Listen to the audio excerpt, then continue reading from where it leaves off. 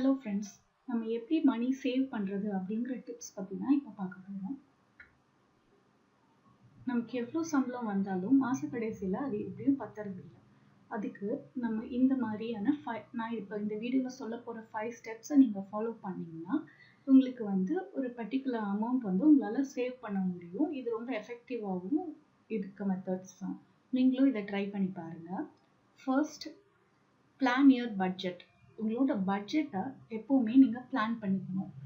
எப்படி அப்படின்னா மாதம் ஆரம்பிக்கிறப்போவே நீங்கள் எந்தெந்த செலவுகள் இருக்குது அந்த மாதம், அதுக்கு எவ்வளோ எக்ஸ்பென்சஸ் ஆகும் அப்படிங்கிறத நீங்கள் நோட் புக்கில் எழுதி வச்சுக்கணும். இது நீங்கள் கண்டிப்பாக ஒரு நோட் மெயின்டைன் பண்ணி அதில் நோட் பண்ணி வச்சுக்கணும். அப்போ தான் உங்களுக்கு நீங்கள் எவ்வளோ செலவாக போகுதுன்னு நீங்கள் எக்ஸ்பெக்ட் பண்ணீங்க, இப்போ எவ்வளோ செலவாயிருக்குன்னு நம்ம மாத கடைசியில் செக் பண்ணுறப்போ நமக்கு எதில் நம்ம அதிகமாக செலவு பண்ணுறோம், எதில் நம்ம கம்மியாக செலவு பண்ணுறோம் அப்படிங்கிறது ஈஸியாக உங்களால் ட்ராக் பண்ண முடியும். இதை நம்ம ஃபஸ்ட்டு ப்ரையாரிட்டைஸ் பண்ணி இதை பண்ணிட்டாலே நம்ம நெக்ஸ்ட்டு அந்த எதில் செலவு கம்மி பண்ணலாம் அப்படிங்கிறத பார்த்து நம்ம குறைக்கிறதுக்கும் நிறைய சான்சஸ் இருக்குது. ஸோ இது ரொம்பவே எஃபெக்டிவான மெத்தட். கண்டிப்பாக ஒரு நோட் புக்கில் உங்களால் எழுதுகிறப்போ மட்டும்தான் இது உங்களுக்கு நமக்கு ரொம்ப யூஸ்ஃபுல்லாகவும் எஃபெக்டிவாகவும் இருக்கும். ஸோ இதை நீங்கள் கண்டிப்பாக ட்ரை பண்ணி பாருங்கள். எப்படி இந்த புக் மெயின்டைன் பண்ணணும் அப்படின்னு கேட்டிங்கன்னா, ஒவ்வொரு கேட்டகரி, அதாவது க்ராசரிஸ் வாங்கணும், உங்களுக்கு மளிகை ஜாமான் பொருள் எல்லாம் வாங்குறது, அதுக்கு மாதம் ஒரு எக்ஸாம்பிளுக்கு ஒரு 2000 ஆகுது அப்படின்னு வச்சுக்கலாம். அது இவ்வளோ 2000 ஆக போகுது அப்படின்னு சொல்லி நீங்கள் முன்னாடியே அந்த நோட் புக்கில் நோட் பண்ணிக்கணும். நெக்ஸ்ட்டு டெய்லியோ இல்லை மாதத்துக்கான மொத்த மளிகை ஜாமானும் நீங்கள் வாங்கிட்டு அதை நீங்கள் பிளான் பண்ண அமௌண்ட்லேருந்து இந்த அமௌண்ட் கூட இருக்கா குறையா இருக்கா, நம்ம எந்த எக்ஸ்பென்சஸ்க்கு நம்ம நிறைய பணம் ஒதுக்கணும் அப்படிங்கிறது நமக்கு நல்லாவே ஈஸியாக தெரிய ஆரம்பிச்சிடும். தேவையில்லாத செலவுகளை இது மூலமாக குறைக்க முடியும். இதுக்கு எப்படின்னா, நீங்கள் ஒவ்வொரு காலம் மெயின்டைன் பண்ணலாம். க்ராசரிஸ்க்கு வீட்டு வாடகை கொடுக்கறதுனா வீட்டோட வாடகை எவ்வளோ அப்படின்னு சொல்லிட்டு, இல்லை வீக்கெண்ட்ஸில் நீங்கள் ஒரு என்டர்டெயின்மெண்ட்டு எங்கேயாவது போகணும் அப்படின்னா அதுக்கு எவ்வளோ செலவாகுது, இல்லை ஸ்கூலுக்கு எவ்வளோ செலவாகுது, மெடிசனுக்கு எவ்வளோ செலவாகுது அப்படிங்கிற ஒவ்வொரு விஷயத்தையும் நீங்கள் நோட் பண்ணணும். அப்போ தான் ஈஸியாக உங்களால் அதை ட்ராக் பண்ண முடியும். நெக்ஸ்ட் ஸ்டெப் பார்த்தோம்னா, சேவ் 30% ஆஃப் இன்கம். உங்களுக்கு எவ்வளோ இன்கம் வந்தாலும் அதில் கண்டிப்பாக ஒரு 30% ஃபஸ்ட்டு எடுத்து சேவிங்ஸில் வச்சுக்கணும். அப்போ தான் நம்மளால் ஒரு எமர்ஜென்சி ஃபண்டுன்னு இதை சொல்லலாம். நம்மளோட இப்போ மாத சம்பளம் ஒரு 10,000 ரூபான்னு வச்சுக்கோங்க. 10,000 ரூபாய் 3 மாதத்துக்கான சம்பளத்தை நீங்கள் அந்த எமர்ஜென்சி ஃபண்டில் கண்டிப்பாக வச்சுருக்கணும். 3 months நமக்கு ஏதோ ஒரு அன்எக்ஸ்பெக்டட் சுச்சுவேஷன்னால வேலை இல்லாமல் போகுதோ, இல்லை ஏதோ ஒரு எமர்ஜென்சி சுச்சுவேஷன்னால வேலை இல்லை, சம்பளம் வராது அப்படிங்கிற மாதிரி ஒரு நிலைமை வந்தால் இந்த ஃபண்ட் நம்மளுக்கு ரொம்பவே ஹெல்ப்ஃபுல்லாக இருக்கும். அதோடு இது ஒரு நமக்கு ஒரு தைரியத்தையும் கொடுக்கும். நம்மக்கிட்ட இந்த அமௌண்ட் சேஃப்டியாக இருக்குது, ஸோ ஏதாவது வந்ததுனாலும் நம்ம பார்த்துக்கலாம் அப்படிங்கிற ஒரு தைரியம் இருக்கும். ஸோ எப்போவுமே ஒரு 30% ஆஃப் இன்கம் கண்டிப்பாக சேவிங்ஸில் வச்சுருக்கணும். இது மாதத்தில் உங்களுக்கு இப்போ 1ஆம் தேதி சம்பளம் கிரெடிட் ஆகிடுச்சு அப்படின்னா நீங்கள் 2 பேங்க் அக்கௌண்ட் மெயின்டைன் பண்ணலாம். ஒரு அக்கௌண்ட் சேவிங்ஸுக்கு அக்கௌண்ட் அப்படின்னு சொல்லிட்டு தனியாக மெயின்டைன் பண்ணணும். அந்த அக்கௌண்ட்டில் நீங்கள் 30% ஃபஸ்ட்டு ட்ரான்ஸ்ஃபர் பண்ணி வச்சுக்கணும். இது எல்லா மாதமும் நம்ம இதை பண்ணிகிட்டே இருக்கணும். அந்த சேவிங்ஸில் இருக்க அமௌண்ட்டை நம்ம எடுக்கக்கூடாது. என்ன காரணம் வந்தாலும் எடுக்கக்கூடாதுங்கிறத ரீசனுக்காக தான் நம்ம இதுக்காக தனியாக ஒரு அக்கௌண்ட் மெயின்டைன் பண்ணுறோம். இதுதான் நம்ம இப்படி மெயின்டைன் பண்ணோம்னா நம்மளுக்கு ஒரு பர்டிகுலர் அமௌண்ட் எப்போவுமே சேர்ந்து இருந்துகிட்டே இருக்கும். அது ஒரு விதமான தைரியத்தையும் கொடுப்போம் நமக்கு. ஸோ ஃபஸ்ட்டு மாதத்தில் சேலரி வந்தோன்னே நம்ம பண்ண வேண்டிய முதல் வேலை 30% ஆஃப் இன்கம்மை சேவிங்ஸ் அக்கௌண்ட்டுக்கு ட்ரான்ஸ்ஃபர் பண்ணுறது தான். மீதி இருக்க அமௌண்ட்டை வச்சு நம்ம எக்ஸ்பென்சஸை பார்த்துக்கணும் அப்படிங்கிற மைண்ட் செட்டை நீங்கள் உருவாக்கிட்டாலே போதும். இது ஸ்டார்டிங்கில் கொஞ்சம் கஷ்டமாக இருந்தாலும் போக போக உங்களுக்கு பழகிடும். இதுக்கப்புறம் என்ன பண்ணலாம் அப்படின்னா, நீங்கள் இந்த எமர்ஜென்சி ஃபண்டை இப்போ எமர்ஜென்சி ஃபண்டை வந்து எதுக்காகவும் எடுக்கக்கூடாது. நீங்க கண்டிப்பா வந்து அதை வந்து தனியா தான் வச்சிருக்கணும். ஒரு பர்ட்டிகுலர் அமௌண்ட் வந்ததுக்கு அப்புறம் வேணும்னா நீங்க அது எஃப்டி மாதிரி அந்த மாதிரி எதுலயாவது போட்டீங்க அப்படின்னா அதுல இருந்து உங்களுக்கு இன்ட்ரெஸ்ட் வரும். So that is an added income அப்படிங்கிற மாதிரி இருக்கும். இது வந்து செகண்ட் டைப். தேர்ட் எப்படி நம்ம இது பண்ணலாம் அப்படின்னா சேவ் பண்ணலாம்னு பார்த்தா குக் அட் ஹோம். இப்போ நம்ம நம்ம முதல்லாம் பார்த்தோம்னா மேக்ஸிமம் ஹோட்டல்ஸ்ல வாங்கி சாப்பிடுறது அப்படிங்கிறது ரொம்பவே கம்மி.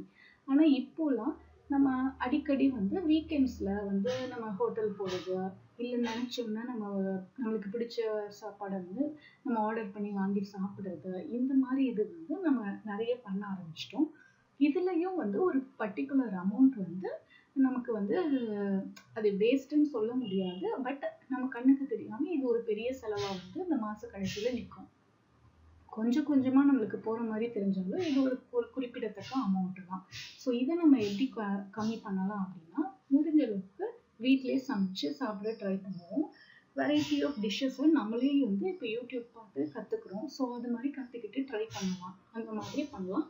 இல்லை நீங்கள் வீக்கெண்ட்ஸில் மட்டும்தான் நான் வந்து வெளியில் சாப்பிடுவேன் அப்படிங்கிற மாதிரி ஒரு ஐடியா கூட வச்சுக்கலாம். ஏன்னா நம்ம வெளியில் சாப்பிட்றது வந்து ஹெல்த்துக்குமே வந்து நல்லது இல்லை. அதே மாதிரி இப்போ எல்லாமே வந்துட்டு ரொம்ப காஸ்ட்லியாகவும் இருக்கனால அது நம்ம பட்ஜெட்டையும் ரொம்பவே வந்து அஃபெக்ட் பண்ணும்.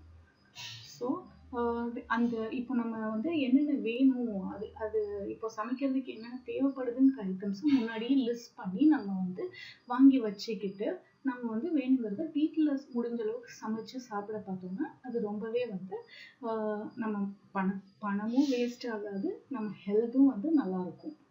மேபி டேஸ்ட் விதத்தில் மாறுபடலாம். என்னைக்கோ ஒரு நாள் ஹோட்டலில் சாப்பிட்றது ஓகே. பட் ரெகுலராக ஃப்ரீக்வெண்ட்டாக இப்போ வீக்லி 2 or 3 டைம்ஸ் இல்லை வீக்கெண்ட்ஸில் கண்டிப்பாக நான் சாப்பிடுவேன் அப்படிங்கிற மாதிரி நம்ம எந்த ரூல்ஸும் வந்து வச்சுக்க கூடாது.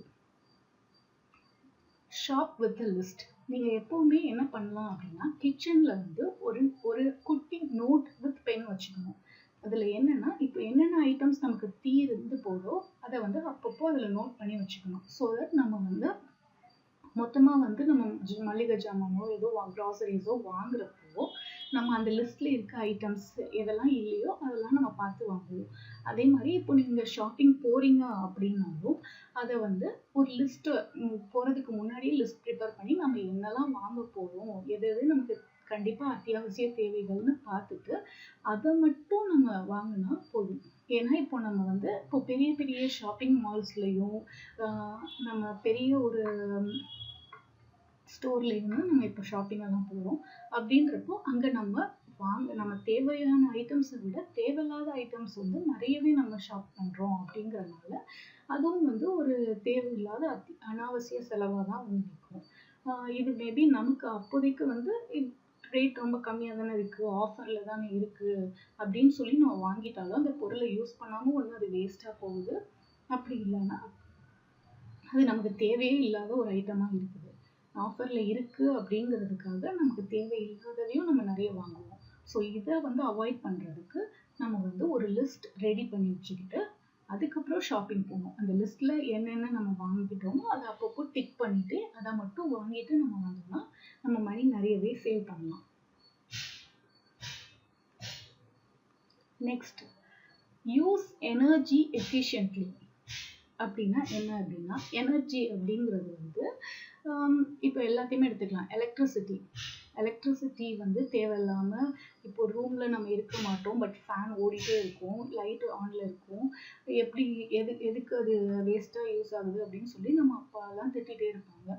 அப்போல்லாம் நம்ம ஏன் இப்படி பண்ணுறாங்கங்கிற மாதிரி தோணும். பட் நமக்குன்னு ஒரு ஃபேமிலி வர்றப்போ தான் நமக்கு வந்து இதெல்லாம் வந்து இப்படி வேஸ்ட் ஆகுறது அப்படிங்கிறது நம்ம கண்ணுக்கு தெரியும். ஏன் அப்போ அப்படி சொன்னாங்கங்கிறது வந்து இப்போ தான் புரியும். ஸோ நம்ம குழந்தைங்களுக்கும் வந்து இந்த பழக்கத்தை இப்போவே வந்து சொல்லி கொடுக்கணும். பிகாஸ் இந்த தேவையில்லாமல் எலக்ட்ரிசிட்டி ஃபேன் ஓடுதா, யாருமே இல்லையா அந்த ரூமில், ஸோ ஆஃப் பண்ணிடலாம். தேவையில்லாமல் இப்போ ப்ரஷ் பண்ணுறப்போ பார்த்தீங்கன்னா டேப்பை திறந்து விட்டுட்டே ப்ரஷ் பண்ணுற பழக்கம் வந்து நிறைய பேருக்கு இருக்கும். ஸோ அதை வந்து அப்படி பண்ணாமல் நம்ம மவுத் வாஷ் பண்ணுறப்போ மட்டும் அந்த டேப்பை வந்து ஓப்பன் பண்ணிக்கலாம். ஸோ இது மாதிரி பண்ணுறதுனால நம்மளுக்கு நிறைய எலக்ட்ரிசிட்டி வேஸ்டேஜ் வந்து ரொம்பவே கம்மியாகும். அதே மாதிரி இப்போ வாட்டர் ப்ராப்ளம் நிறைய இடத்துல இருக்கு, வாட்டர் ஸ்கேர்சிட்டி. ஸோ அது மாதிரி இந்த மாதிரியான ப்ராப்ளம்ஸை வந்து ரெடியூஸ் பண்ணலாம். நமக்கும் நல்லது, என்வாயன்மெண்ட்டுக்கும் ரொம்பவே நல்லது. இந்த மாதிரி நம்ம ஃபாலோ பண்ணோம் அப்படின்னா எலக்ட்ரிசிட்டி பில்ல வந்து ஒரு சேஞ்சஸ் தெரியாது, நம்மளே பார்க்கலாம். தேவையில்லாமல் ஆன்ல இருக்கா, ஸோ ஆஃப் பண்ணி வச்சிடலாம். கொஞ்சம் வந்து நம்ம பார்த்து யூஸ் பண்ணோம் அப்படின்னா இதுலேயும் ஒரு பெரிய அமௌண்ட் வந்து நமக்கு குறையும். பிகாஸ் எலக்ட்ரிசிட்டி பில்லோட ரேட் வந்துட்டு ஒவ்வொரு தடவையும் மாறிட்டே இருக்கு. ஸோ எல்லாமே நிறைய ஏறிட்டே போகிறதுனால நம்ம இந்த மாதிரி நம்ம எனர்ஜியை வந்து ரொம்ப எஃபிஷியண்ட்டாக யூஸ் பண்ணுறது மூலமாகவும் நம்ம பர்டிகுலர் அமௌண்ட் சேவ் பண்ண முடியும். இதெல்லாம் தான் 5 டிப்ஸ். இதை நீங்கள் ஃபாலோ பண்ணி பாருங்கள். கண்டிப்பாக வந்து உங்களுக்கு வந்து ஒரு டிராஸ்டிக் சேஞ்ச் வந்து தெரியும். இதுலேயே ரொம்ப முக்கியமானது என்ன அப்படின்னா பட்ஜெட் பிளான் பண்ணுங்க, எழுதி வச்சு ட்ராக் பண்ணுங்க. டெய்லி உங்களுக்கு வந்து என்னென்ன செலவு பண்ணுறீங்க, ₹1 செலவு பண்ணாலும் அதை நோட்டில் வந்து எழுதுங்க. அப்போதான் வந்து நம்ம என்ன செலவு பண்ணுறோம் அப்படின்றது தெரியும். இதோட என்ன சொல்லணும் அப்படின்னா, நம்ம வந்து இப்போ வந்து மேக்ஸிமம் வந்துட்டு டிரான்சாக்ஷன்ஸ் எல்லாமே வந்து நம்ம ஆன்லைன் டிரான்சாக்ஷன்ஸ் மூலமாக தான் பண்ணுறோம். ஸோ அப்படி பண்ணுறதுனாலையும் நமக்கு வந்து நம்ம எவ்வளோ அமௌண்ட் வந்து ஸ்பெண்ட் பண்ணுறோங்கிற ஒரு இது வந்து இருக்க மாட்டேது நமக்கே. ஸோ இவ்வளோ அமௌண்ட்டா அப்படின்றது வந்து பெரிய அமௌண்ட் ஸ்பெண்ட் பண்ணாலும் நமக்கு ஒரு ஸ்வைப்பில் வந்து நம்ம வந்து பண்ணிடுறோம் டிரான்சாக்ஷன். ஸோ அதோட வேல்யூ நமக்கு தெரிய மாட்டேது. ஸோ இது வந்து என்னோட personal opinion. Maybe cash transactions பண்ணி பாருங்க, முடிஞ்ச இடத்துலலாம் கேஷாக கொடுக்க ட்ரை பண்ணி பாருங்க. இது மூலமாகவும் நம்ம வந்து நிறைய சேவ் பண்ணலாங்கிற மாதிரி எனக்கு தோணுது. ஸோ உங்களுக்கு வேற ஏதாவது ஐடியாஸ் இருந்தால் கமெண்ட்ல சொல்லுங்க. தேங்க்யூ.